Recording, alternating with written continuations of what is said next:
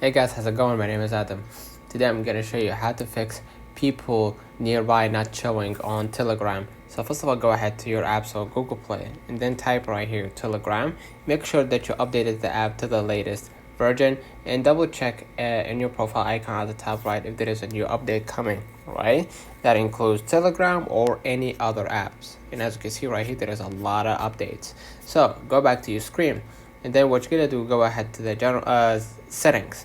In the settings, what you're gonna do, you're gonna go ahead to the privacy and security, and then you're gonna go ahead to the location services, and then you're gonna scroll a little bit down, and you're gonna try to pin down Telegram, and you're gonna just hit never, and that should fix your problem. If it didn't, what you're gonna do, you're gonna just go back to the main settings, go ahead to the general iPhone storage, and then what you're gonna do next, you're gonna just go ahead and scroll a little bit down till you pin down Telegram, and then click on it, and you're gonna upload the app. And by uploading the app, you're gonna release some of the unnecessary data or files within the app. Let me know in the comments if this video helped you. Don't forget to like and subscribe, and thank you for watching. We will definitely see you in the